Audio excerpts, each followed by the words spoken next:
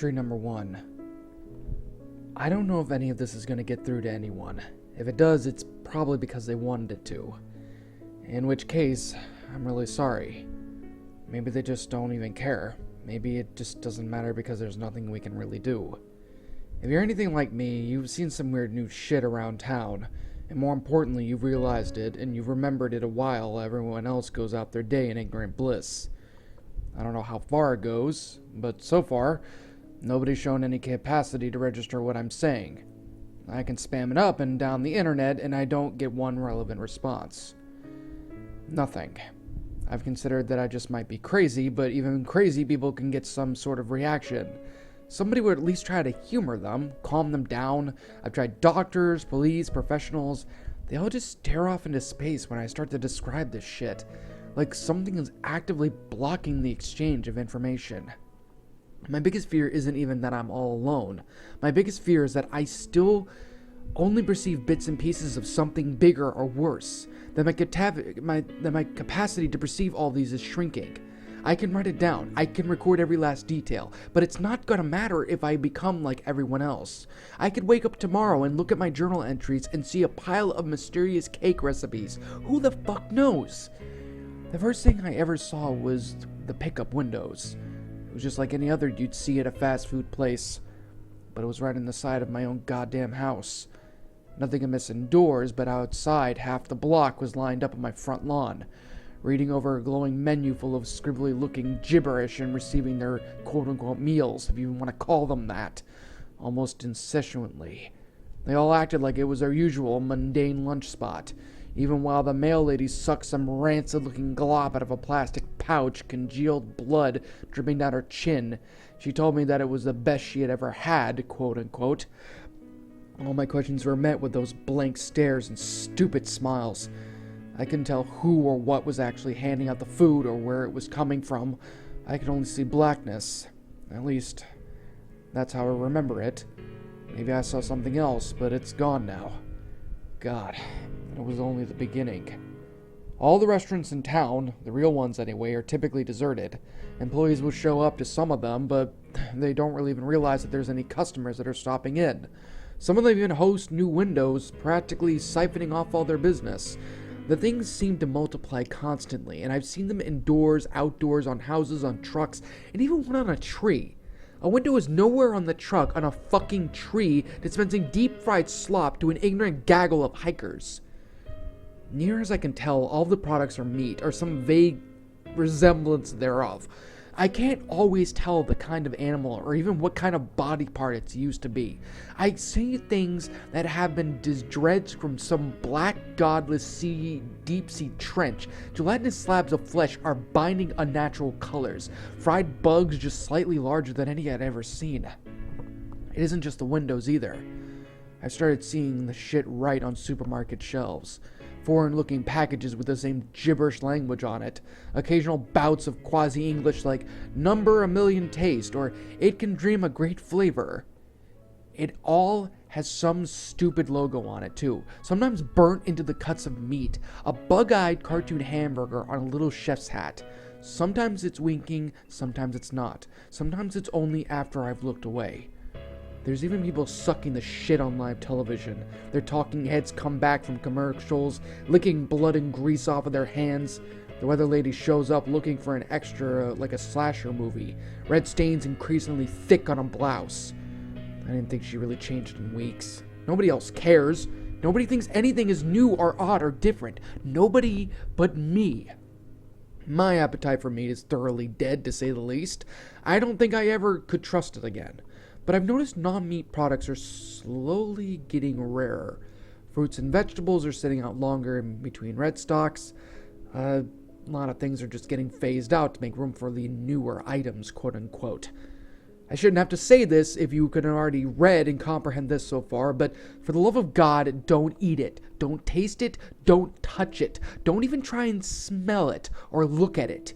The more people eat, the less they act like themselves. The funnier they talk. If you know somebody's up and you can't see what I'm seeing, I advise you to just stick with cereal. I haven't found anything fishy about the cereal yet. I can't even begin to postulate what's been behind all this. Aliens, terrorists, Illuminati, reptile. I couldn't even believe damn near anything at this point. Entry number 2. The ads are everywhere. Flyers, neon signs, billboards, all of them written in some weird foreign language I can't find any match for. Plastered with goofy artwork of bug-eyed hot dogs and steaks with less identifiable things. People stop and stare at them compulsory. Pupils dilated with their clouded minds registers God only knows. A lot of people say the exact same thing, in the same exact tone and rhythm every single time. That sounds good enough to eat. I hear it 100 times a day, when I risk going out anyway. Then they'll head straight to one of those impossible windows in infected supermarkets, and the rapidly multiplying vending machines, or one of those green doors. Those awful fucking green doors. I don't know if they're actually new or if I'm just newly capable of seeing them. The first one I noticed had, quote, grown, for lack of a better word, on the back wall of our local ShopRite. An ugly, faded sea foam affair, smearing windows shaped like the Burgurr logo. Chrome handled feckled with rust, same as all the others I've ever seen. People were coming and going at a steady pace, but even when I stacked it out for a good 6 hours, I never saw the same patron coming back out again. I guess they could have just been a big warning sign, but I couldn't take it. I had to know. It didn't lead into the store, of course. I knew it wouldn't. As soon as I stepped inside, I was assaulted by the sound of eating. Feasting. Wet, breathy chewing sound drowning out everything else. Tugging at my gag reflex. There were bars, tables, and booths scattered in disorganized patterns around rows and rows of buffets. Many seats were occupied, but the bulk of the customers were eating on foot, wolfing shit down right out of the bars as they went along. I knew none of them could comprehend what they were really doing, or what they really were. The decor was almost, but not quite in the style of a retro 50s diner, maybe with the clash of Dr. Seuss. A lot of furnishings looked chunky, soft, and plastic, like they were designed for children, though I can't imagine any child with such depressing taste. Booths were lined with putrid off-green cushions. Tables were hideous yellow tan with chipped chrome trimmings. The floors were pale blue tiles like a public restroom, many pieces missing or disheveled. The walls were more of a tacky chrome interrupted by fake wood paneling, giving way to glass windows from the waist high to the ceiling. Yes, windows, not visible from the outside. I had stepped through the door in the middle of the one plain solid brick wall, but from the inside it was all glass around. They were so thick with grime that I could scarcely see through them, but I could tell that it wasn't the correct view from behind the ShopRite. It looked more like some murky storebook vista, simply blocky houses on rolling green hills. Despite the steady stream of people coming in through the door, I couldn't see a single sign of movement or life out there. I began to wonder if I might look suspicious, just standing around and gawking while everybody else was heading straight for the food. I thought I might as well make some effort to blend in. Mistake number 1. Most of the offerings were typical of the shit coming out of those takeout windows or invading the grocery shelves. A heap of raw red steak sat in the bed of black clotted blood. Oversized pastry white dumpling dripped cold yellow juices, a long trough of chunky pinkish slop jiggling like pudding as people scooped it onto their trays and straight into their grease-caked faces. I think I pulled my shirt up over my nose around this point. I thought I'd recognized a lot of the exotic fare. Frog legs, chicken feet, beef tripe, but I couldn't quite be certain. I wasn't sure if chickens had that many toes or if any frogs I knew grew actually that large. There was a tray of what I thought to be worse fats, segmented seed pods, until one of them abruptly curdled and uncurled, twice like a beckoning finger. Oh, Jesus fucking Christ, actually made my fucking skin crawl. There were tongues, there were brains, there was something like clear yellow spaghetti in a pasty brown sauce. At least that's what I'm going to keep telling myself it was. There were fish fins, goat eyes, and even bones, just steaming hot, perfectly bare white bones. I could barely take the sight of anyone eating. Mrs. Faber, a grim and crotchety old bag from down the street, was digging like an excited child through a big heap of what looked like horse teeth, sucking off whatever scraps of gum tissue she could find. I felt my stomach shudder. We made eye contact, and for a moment, I almost thought I saw a look of horrified clarity, like the fog was almost lifted from her mind, and she was just about to ask me what in God's name she was doing. Instead, her eyes glazed over, and she smiled in a chillingly idiotic smile. "Just like Mama used to make," she said in a hokey sing-song tone she had never been caught dead using, popping another gnarled yellow molar into her mouth and sucking noisily.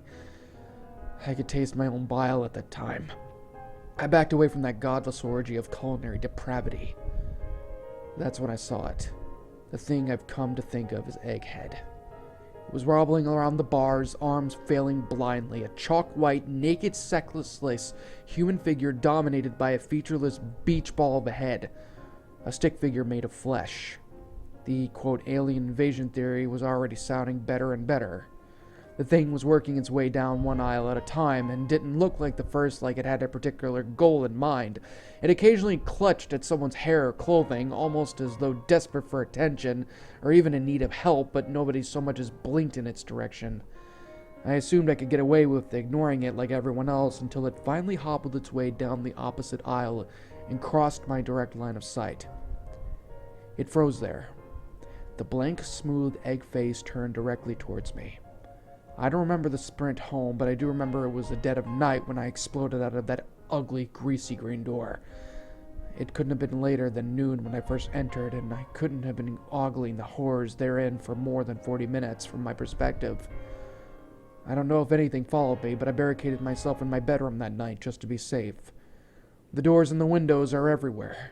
If you can read this, only go out when you must, and do not go anywhere new. It might be newer than you think. Entry number 3. They used to be people. The, quote, eggheads, as I've called them. I've seen it in a lot of the weeks since the buffet. Not everyone shows the signs, but some people. The only ones who get hooked on the hardest are the sick foreign meat slop, only seem to gain weight from the neck up. Hair falls out, the first thing to disappear are the eyes, and the mouth seals shut and the whole head smooths over.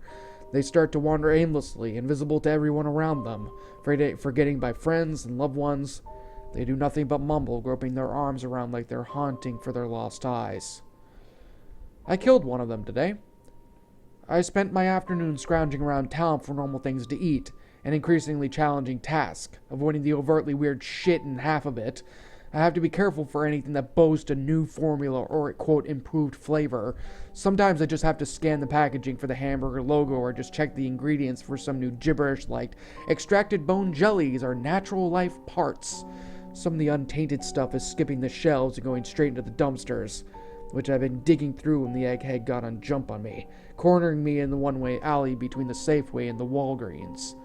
Its head was bigger than most, an impossibly bloated globe that almost brushed the walls on both sides. I didn't know how its feeble, chalky body could have held it up, but it was barely more than a skeleton. Thin skin shrinked wrapped tightly to its bones. All that remained of its former identity was a black dress tie, swaying like a pendulum from its pencil-thin neck.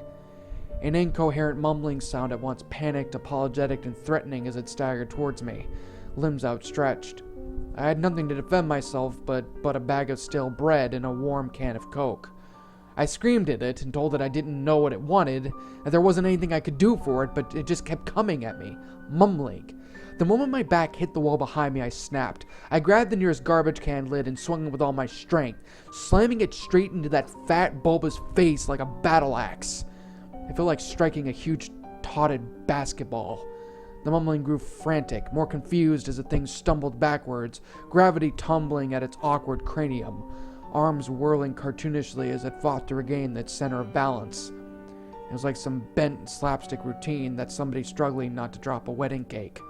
I charged, screaming like a fucking banshee as I struck again, and the thing finally toppled, slowly, like it was filled with air. As it hit the ground, the massive noggin exploded like a swollen tick, with a wet splash, pinkish gore, that hunks of rubbery white flesh gushed out of its alley and onto the streets. For one terrifying moment, I wondered how the scene would have looked like to the rest of the world, if they had seen some random senseless act of murder against a completely normal, innocent human being. The people already nonchalantly stepped over to the scattered piles of gore, and that eased my mind. If it weren't for what happened next, one of those piles started moving. Something about the size of a baby was squirming out from the pulverized sludge.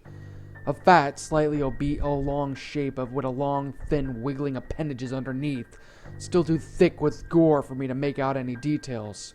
It was still between me and freedom, and I could only watch in a confused stupor as he unfurled a pair of big, transparent fins and abruptly took flight, buzzing off into the afternoon sky like a bloated, fleshy bumblebee. It thankfully never seemed to notice or care about me. Funny how I settled on eggheads. I just thought they looked like eggs. I really don't know what they honestly are. A woman stopped dead in the crosswalk to smile and wave as it disappeared into the skyland.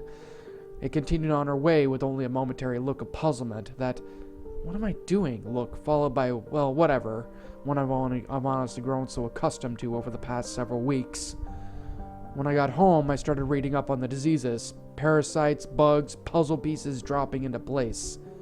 There's a kind of wasp that lays its eggs in a live caterpillar.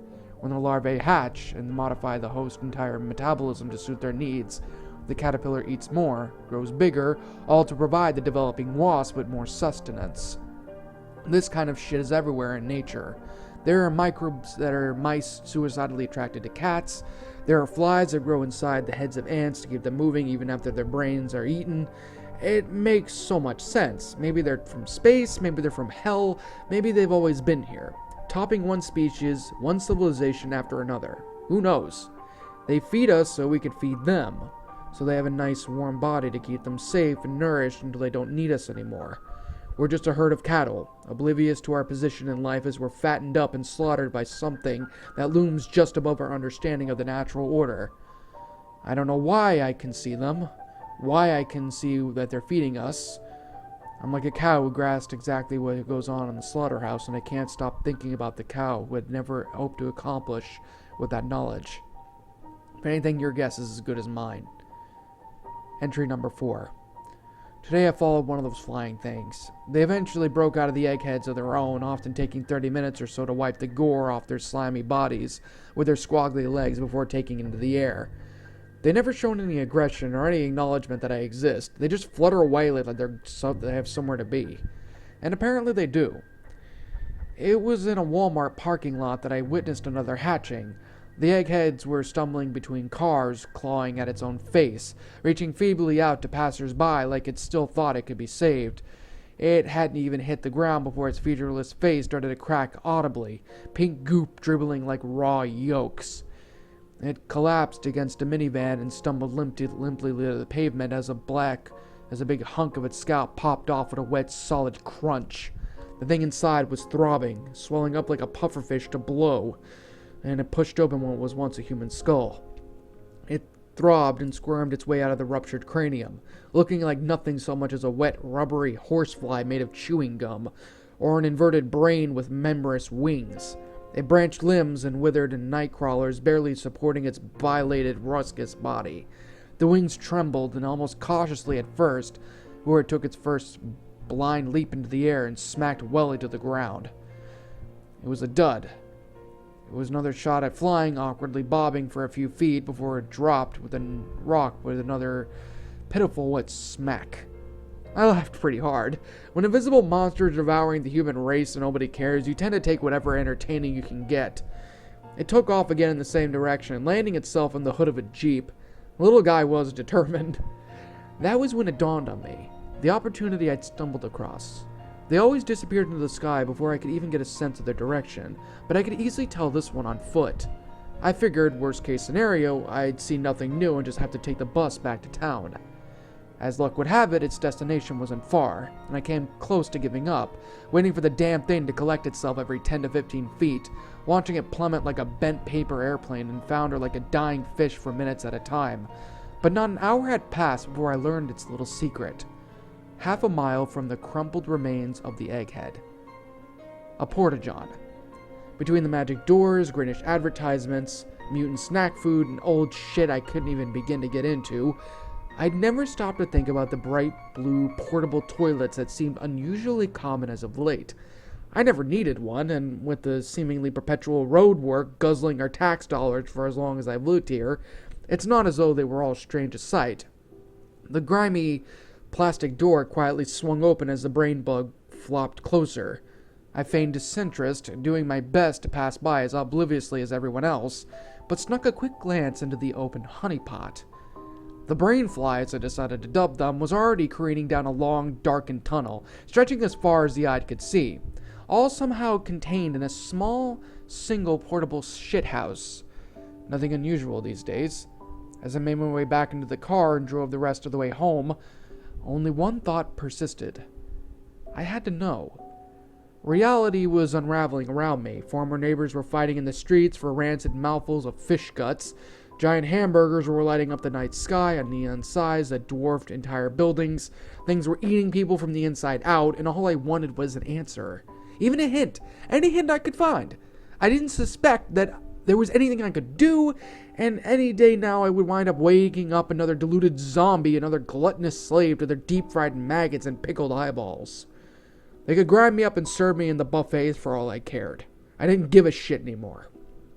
I just had to know where the damn tunnel went, where the brain-eating bastards were really going. I lay awake that night, my mind racing with images of alien motherships, parallel realities, and subterranean cities. Tomorrow I'm going in. Either I die knowing one more piece of the puzzle, or I somehow kick their goony little asses. Who's to say that they'll even be prepared for an intruder, if they think that they've even got us all fooled? I don't expect to be some kind of hero, but so far I'm the only one I know who even has a remote shot of even trying at this. Entry 5.1. I was not prepared for what I found in that tunnel. It stretched on for over a mile in the back of what should have been the 3x3 interior of a porta-potty. I had been led there by a flying brain, and what I still found succeeded in surprising me. I had planned to come prepared, but there was ultimately little that I had thought could be useful. I packed a store-bought survival kit, ropes and flares and whatnot, and a heavy metal snow shovel, the only weapon I really thought would accomplish anything. The eggheads only ever responded to bludgeoning, and even then, that only seemed to speed up the hatching process. No way could I have hit one of those brain flies with a bullet, but in a closed space. I supposed I could give one a good thwack. Besides the fundamental impossibility of its existence, the tunnel was wholly unremarkable. A slightly rounded concrete corridor interrupted by a squarish rusted grate. The distance droning escalated as I progressed, and soon enough, the tunnel gave way to what I suppose I could describe as sort of a factory floor, quote-unquote. I don't know how long I spent there just standing slack-jawed, my brain fumbling over itself in the process of everything that I was frickin' seeing. Thinking of everything that comes in mind when you hear machinery, quote-unquote, turning cogs, conveyor belts, churning pistons, whirling fans, mechanisms of every conceivable design, and then some, cranking and then pumping away in a space so vast that no floor, ceiling, or walls could be seen in the distant darkness. Now imagine somebody threw all that away and hired clowns to remodel. 50 or 60 years of neglect later, you might have something close to a Burgurr hell I stumbled across. Everything alternated between cold, grimy steel and a sort of Candyland moft, with vividly striped plumbing and polka-dotted ductwork. I jumped into a shower of sparks flew from an imminent robotic arm overhead, its rusted metal casing and tangled red wires stark contrast to its Mickey Mouse glove hand. I found myself retreating a few steps into the tunnel as it reached out, joints groaning with neglect, and I pulled the trimest lever with a shining pink knob. An action inexplicable, punctuated by a sound of a quaking duck. Instantly, a checkerboard-looking conveyor belt squeezed to life, issuing forth a procession of what may have been dead pigs, though I couldn't see their heads or even ragged stumps from where they may have been attached.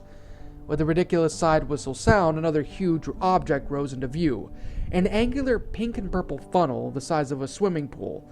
One by one, the mysterious carcasses fumbled off the belt and into the huge trumpet, each followed by a torturous rending sound and a brief but voluminous geyser of thick brown blood. The stink was overpowering. Mesmerized by the spectacle of Willy Wonka's sausage factory, I nearly fell on my ass as a large object shot over my shoulder. A brain fly. It had come up through the tunnel behind me and narrowly dodged my head by a few inches. As my head cautiously restarted itself, I filed away in the knowledge that I was still of no obvious concern to those things. Even intruding as I was into what may have been their headquarters, or at least an extension of it, I wasn't sure whether or not this was reassuring. The parasite had banked sharply upwards as I left the tunnel, but I could still hear the distinct fluttering of big membrane wings between the whirring, grinding, and occasional goofy honking in the factory. I craned my head, waiting for the irregular crackling of the equipment to illuminate the gloom.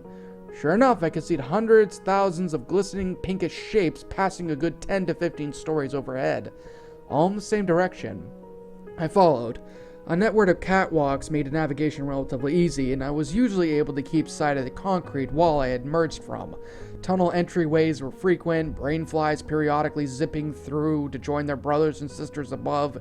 Even if I lost my way, I was confident that another tunnel might empty back into the real world, and probably into a populated area. They needed bodies, after all. I shuddered. Not at the thought, but just how casually the thought had come. I was growing too used to this, uncomfortably comfortable.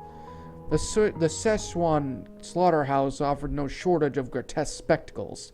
Rivers of meat slush oozed their way along metallic chutes as wide as city streets, protruding corpses bobbing sluggishly in the current and sometimes against it, towering circular saws looming like macrame Ferris wheels, chewing their way through slabs of solid fresh meat that could have fed whole towns. What living thing could have even had that much flesh on it to begin with? That's my question. A steady splattering turned to be a blender the size of a small house. Literally, just a scalded-up household blender. It even had giant-sized dials, albeit with one labeled Excite. I suppose you could describe the endless truckloads of live white mice pouring into it as excited in a sense. I passed babbling lakes of entrails, fermented tanks of gaping fish heads, mountains of broken, bloodied bones. An endless procession of meat hooks varied by bizarre menageries of carcasses along a tangled railway system, from skinned cattle to things I doubt you would even be fond or even find in any remote textbook. They were insect-like forms as big as a man, tentacle masses dribbling oddly colored anchor, and something I could only describe as a hairy swordfish. Their cargo was so twisted that I had some time before I even noticed what was wrong with the meat hooks themselves. They had no wheels, but clung to the rails by metallic spider-like legs, tip-tapping along this bending speed. The further I advanced, the louder the wet, slimy flapping of the alien flock came.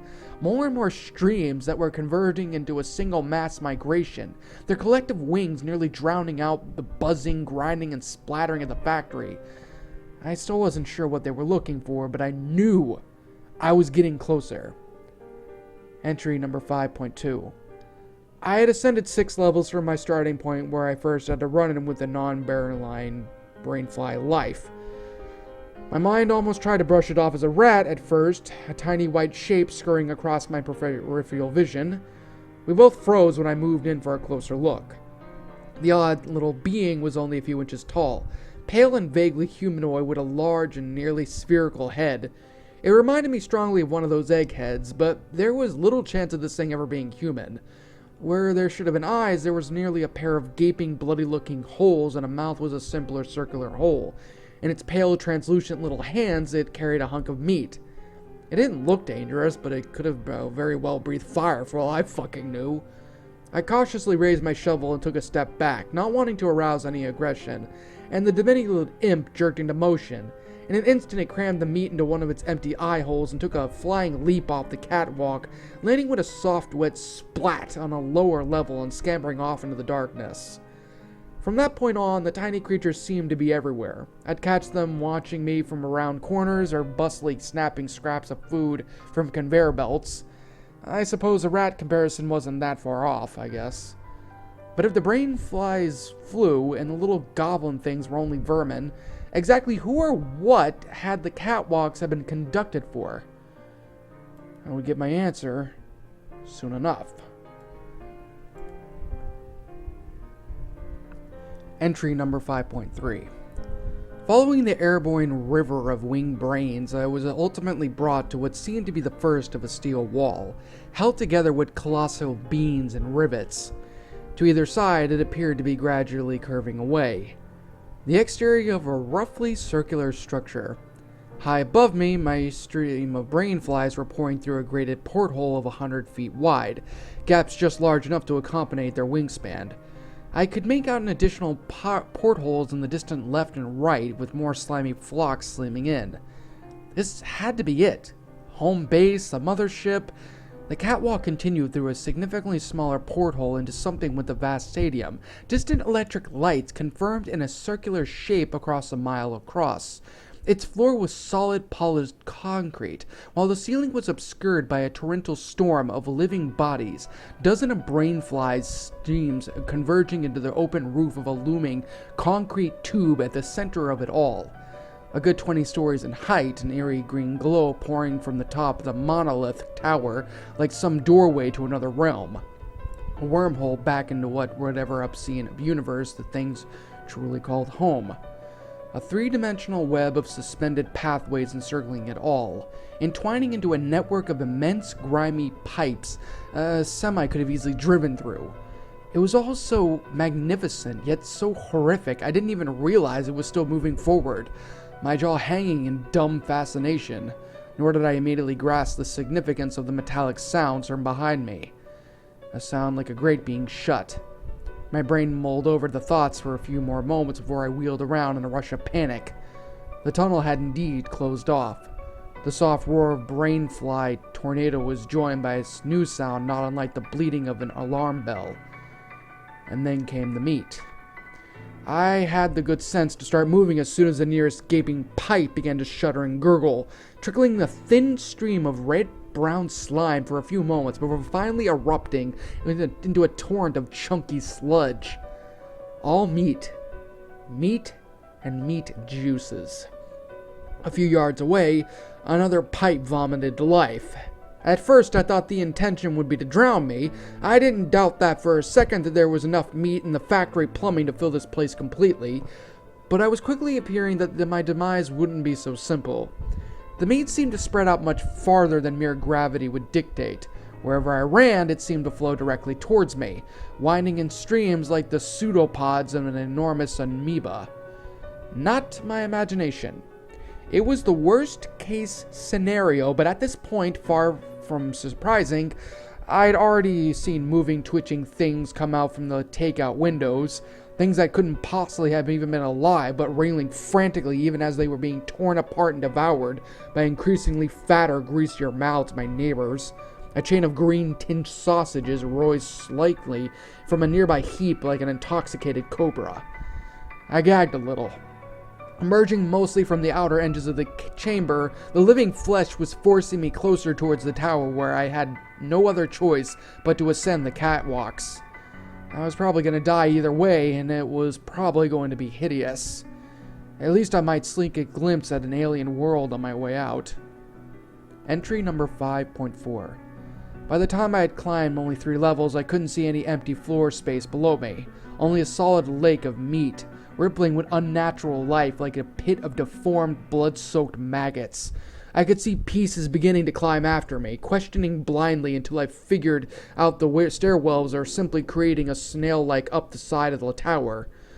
A few managed to catch up with me or even cut me off momentarily, but the shovel turned out to be an excellent choice. What I couldn't smash or sever, I heaved over the side. Something like an inside-out penguin totted up to my feet on the 4th level. One good smack, amidst crunched wetly into a perfectly comical disc, still wagging uselessly. Rancid brains burst like spoiled pumpkins under my wrath.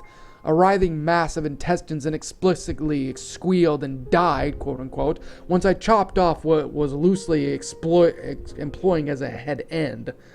A giant heap of pinkish-green slime made some momentary trouble on the 6th level, shrugging off one blow after another until I was stricken by its overwhelming chemical stink and brandished one of my flares, hoping it might be flammable. As though it knew exactly what I was thinking, it retreated like a snail into a rusted metal drum that had been lurking around. Though individually pathetic, the meat creatures were persistent and increasingly bizarre. Somewhere on the 8th possibly ninth level, I turned around to find a big fish head attempting to sneak up behind me, tiptoeing comedically like a pair of eerily human feminine legs. It froze up when I coughed, as though I realized too late that I had been watching it for a good 4 or 5 minutes of its exaggerated sneaking steps. Some fat white bug, like a woldhouse, tumbled out of the fish's mouth, chittering angrily, and fled on its hind legs before I knocked the fish thing over the edge. Huh. The further I progressed, the weirder the thing emerged from the factory plumbing. Things must have either grown or festered far longer than the lightness metal bowels. I could barely liken some of them to any animal or body part, pulsating yellow tubes leaking out from inchworms and tentacled black blobs, floundering like stranded fish in a pool of their own yellow-green secretions. I was waging a war against hot dog scraps from Planet X. How awesome is that? Entry number 5.5. I was beginning to get cocky. No matter how horrendous, every meat beast had an easy weak point. I was increasingly confident that I could make it home alive, wondering if, perhaps, they had only put the word under some sort of hypnotic spell because we were simply too powerful, too dangerous for them to defend against. I was beginning to feel like a hero after all, like I was living in my own video game. The self-importance high was cut off shortly about the 15th level, when the first real wretch was thrown into my hit things with a shovel strategy. The thing blocking my path was not made out of meat. Well, not on the outside at least. It appeared to be made entirely of iron, rugged and nearly black.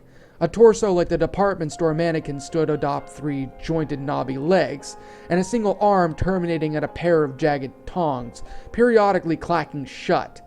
The oversized head resembling some sort of huge pot or broiler, and a pair of cartoonish painted-on eyes, in yellow-green or glow that could be seen through the many cracks and vents. I didn't suspect that there was so much of a shovel could do with this one, and neither backed off nor approached. It simply stood there, waiting, daring me to make a move. I could see in a dense river of meat bodies surging along my path, only 3 levels below, making the same slow spiral around the tower as I was. Fragile or not, there was no way I could keep their numbers at bay forever. I wondered if I'd be taken alive. A dozen images flashed through my mind. The eggheads. The things I had seen here. The things I had seen in PETA propaganda videos. Any of them could be my fate. Let's just talk about this, Sonny Mum. The voice snapped me back to reality. If you could even call it reality. It had come from in front of me. From the robot crook or whatever the fuck it was. What? It spoke again. It doesn't have to be this way, Miss George. Besides its mangled grasp of pronouns, it spoke English with remarkable clarity. Its voice was soft and feminine, with just a slight metallic quality.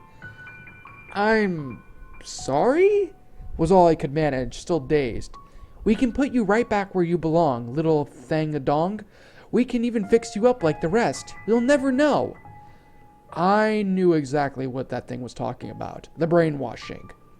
As far as I knew, I was making first contact with a non-human intelligence, and I had a billion questions about what they were doing to us. Where they came from, what else was out there in the universe or multiverse or wherever the fuck they lived at. However, only one thing actually came out in my mind. Go fuck yourselves. It sighed a hollow, mellow sigh, a little smoke escaping from its vent face. It seemed to sink a little at my response. If that's how you want it, Muchkin Wazzle. It rose threatening on its 3 legs, and I realized what it reminded me of. A barbecue grill. In the blink of an eye, its clawed arm shot out and clamped around the handle to my previous shovel, effortlessly tearing it away from my grip and dropping it into the walkway. Fuck. It shot out again, and this time it got me by the neck. It slammed me to the ground, taking apparent care not to choke me just yet, but at least caused some considerable pain. Its legs clanked noisily as it positioned itself directly over me and planted its metal ass directed onto my stomach, pinning me down even tighter. Lines of black grease began to roll down the thing's artificial face, sizzling furiously. I screamed weakly through the creature's grasp when a single tiny droplet met my exposed skin of my arm. I felt like I was being branded. The monster giggled. It spoke out the laughter like it was reading from a bad script. If its eyes had been real, it would have been looking directly into mine. If it had lips, I'm sure it would be smiling. It bent forward, the grease now cascading into a thick curtain, threatening any moment to start raining in hissing streams into my exposed face. The claw around my neck tightened, finally pinching shut my airwaves. It was going to burn my eyes out while it strangled me to death.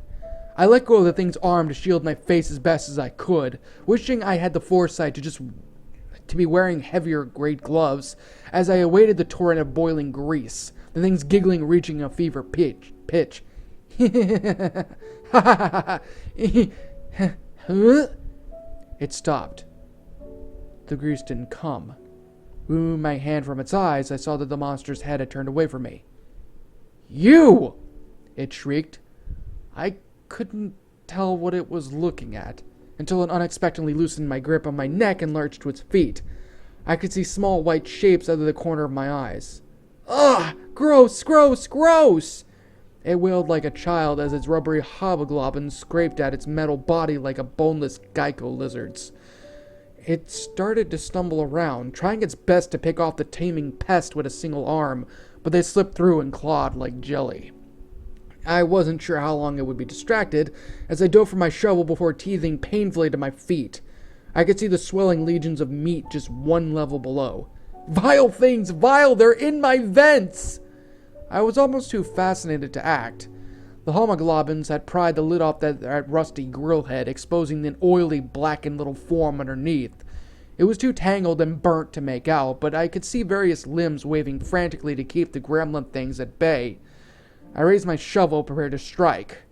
All at once, the little creatures snapped their heads in my direction and dropped like flies from the metal being, falling to the path and scattering out of sight. The grill face, too, turned towards me. Thank you. You don't know how I let out a berserker howl as I brought down the shovel squarely on the back, twitching body, splatting it with a wet crunch and deafening bang against the white-hot grill it rested upon. The metal construct stood still and silent for several agonizing moments before it finally began to pitch backwards, creaking like a rusty door before banging to the ground, dead or asleep or whatever the fuck I just did. I prodded it a few times before cautiously sweeping it around and continuing up. Something didn't want me to reach the top, and I felt pretty good about it. Entry number 5.6. The rest of my climb was relatively uneventful, broken only because of the odd hot dog squid or scruffling pork ribs. It was a full 23 flights up that I was at my last rough level on the top of the tower, the walkway branching around the perfect wall-to-wall spider's web. Up close, the sight of the brain flies were more awesome and more hideous than I could have imagined. Bathed in that alien light, the roaring funnel and unearthly life was almost too beautiful to have burst its way from formerly human skulls. The death toll they represented must have been staggering. That terrible beauty rather harshly clashed with the figure standing a few yards ahead of a raised rectangular platform. Back turned towards me and overlooked the tower and appeared in a fidget with a large car control console. I blinked hard, trying to register its strangely familiar shape. It had no apparent head or neck, its body only a broad, rounded mass, like a squashed barrel, a pair of dark, mushy limbs escaping from its sides, a white object bobbling around its upper surface. I didn't want to accept what I was looking at. It was just too much. Even now, it was fucking stupid. It was a hamburger in a chef's hat, like the logo. If I could sneak up on it, I could plunge my mighty blade straight down to its big, stupid bread head. There was no way it could hear me coming above the teeming bugs. I took my first tight, cautious step, and I whirled around. Fuck!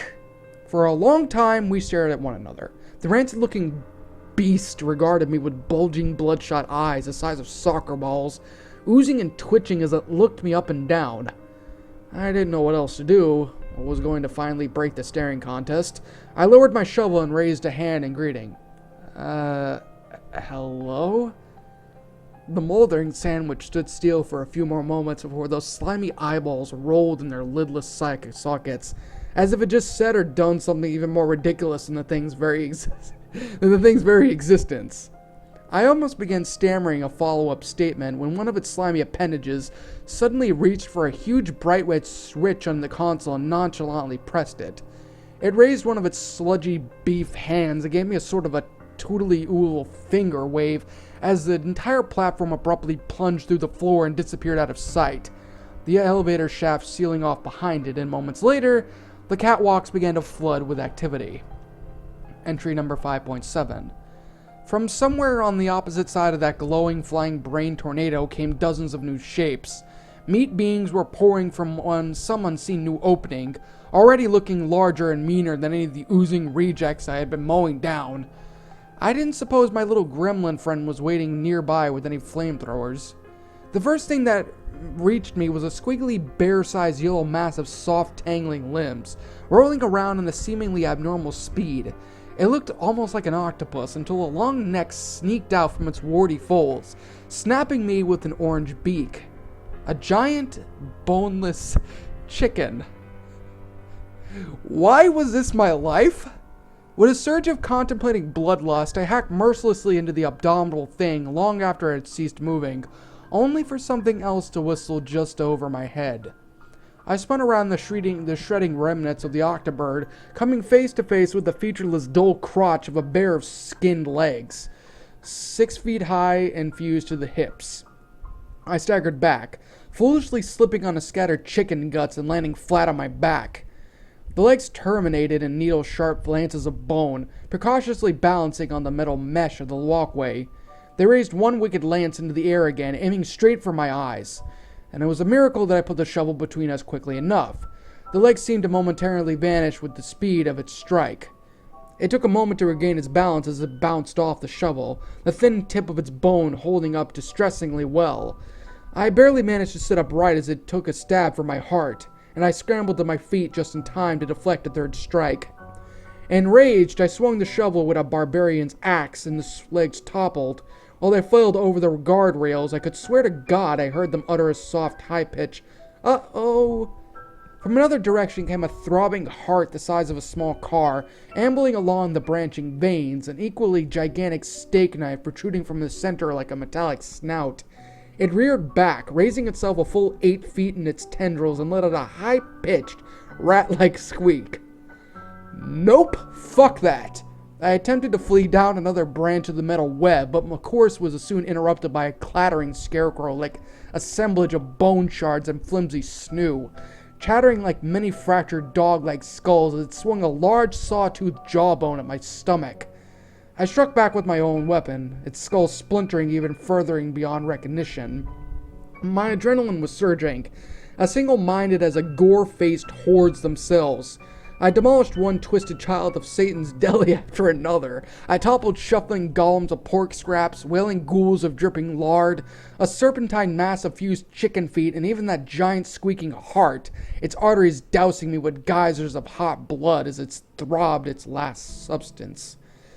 I was almost disappointed about how easy it had all been. I shouldn't have been. As I stood in a puddle of mashed viscera, blood and who knows what else streaming off my face, I heard a mysterious clang echo throughout the various space, and felt the walkway shudder underneath my feet, followed by another clang. The shaking intensified. Clang!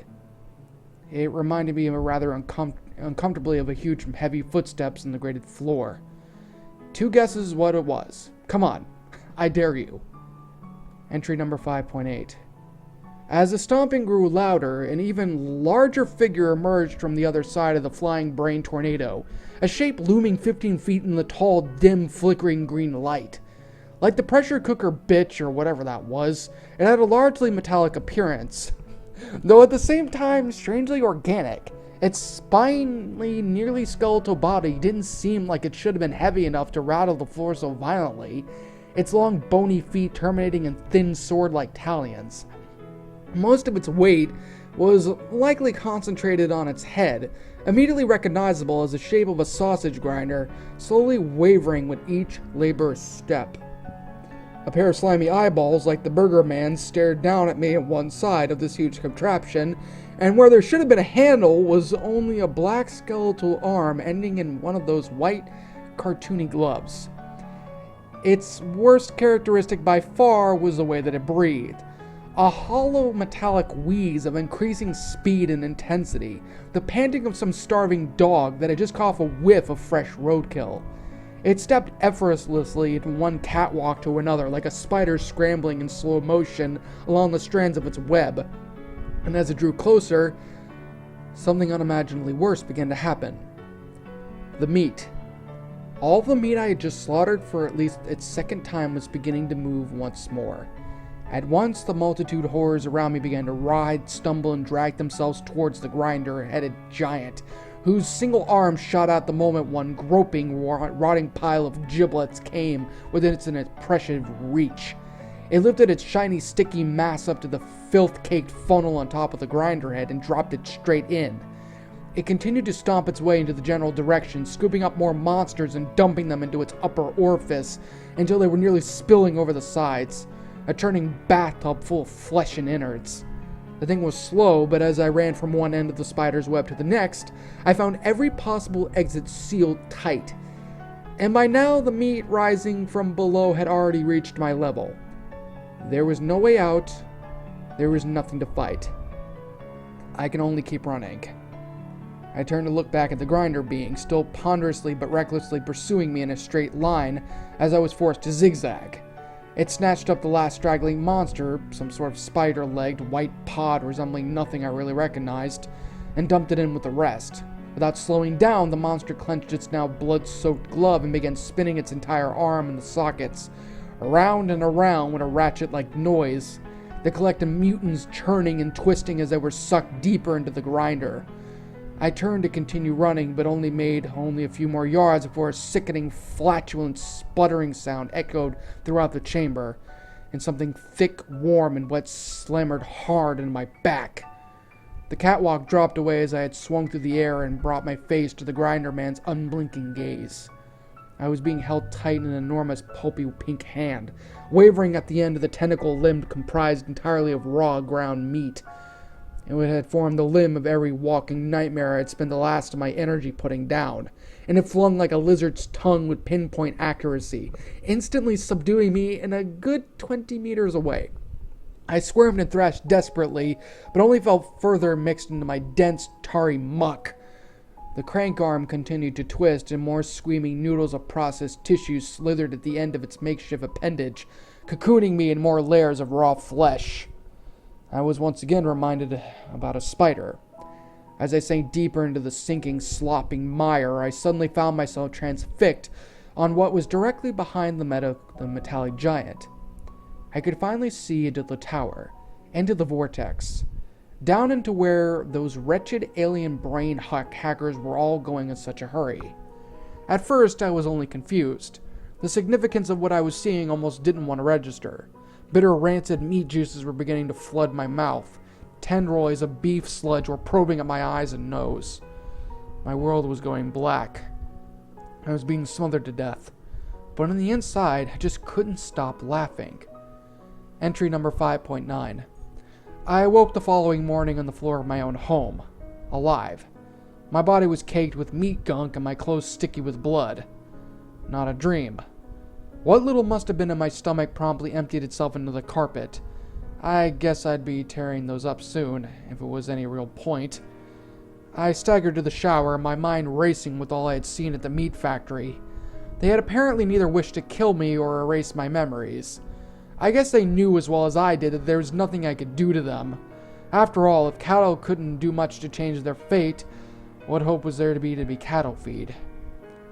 Entry number 6.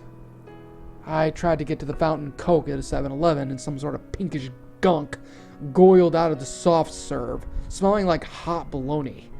I cut open what I thought was a watermelon and the inside looked a lot like a fucking brain. Ugh.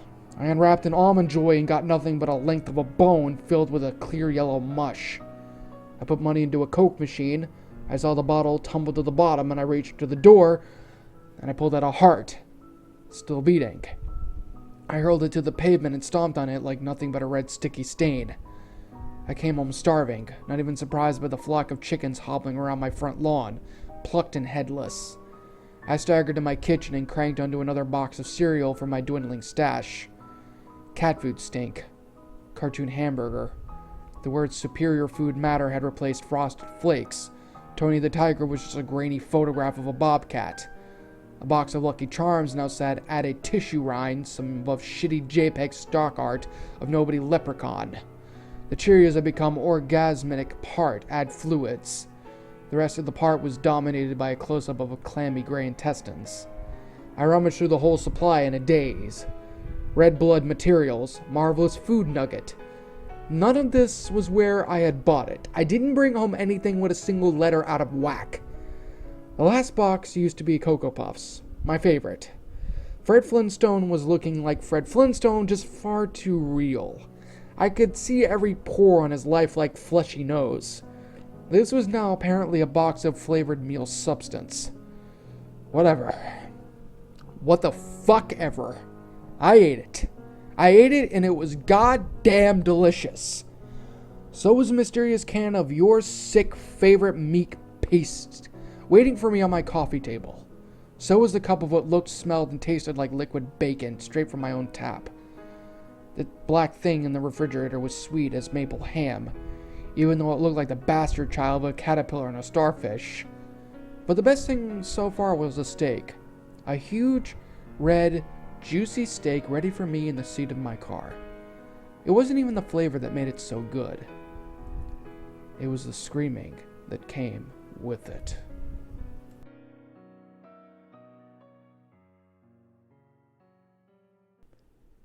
And that, my little shadows, was Burgurr Entry.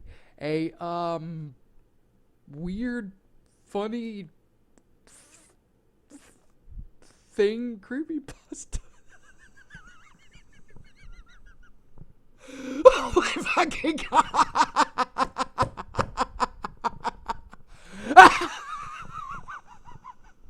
Oh my god!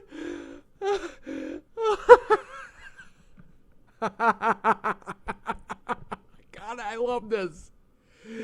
This story was so all over the place. It's fucking beautiful. I can't tell you how many times I had to keep myself from laughing hysterically.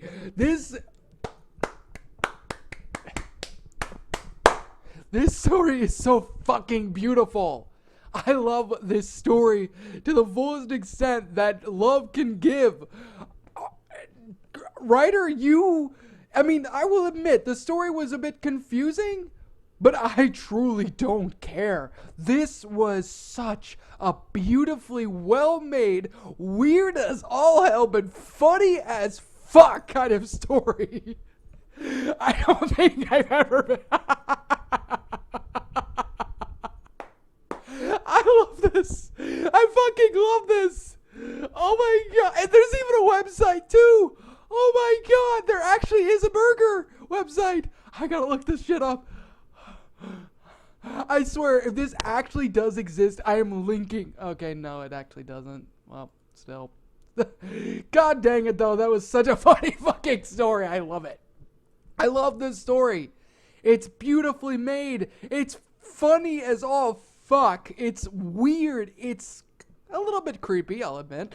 But this is by far the top-notch gold mine, the solid gold giant million fucking carat story right there that literally tops everything. Nothing else is better. Nothing else is better than this amazingly funny as hell story. I freaking love this thing. I love it. I love this. It was gross. It was wonderful. Why this guy doesn't have a freaking... Somebody needs to make this into a fucking movie. This is beautiful. I mean, all of that, all of it, was beautifully funny, freaky, nasty, gross, creepy as all hell. But oh my god, the alien part of it being a giant fucking burger that fucking killed me. That was funny as hell. I'm sorry I'm swearing so much, but it's beautiful. This story is 100% absolutely freaking beautiful. Thank you, author, for making this wonderful story.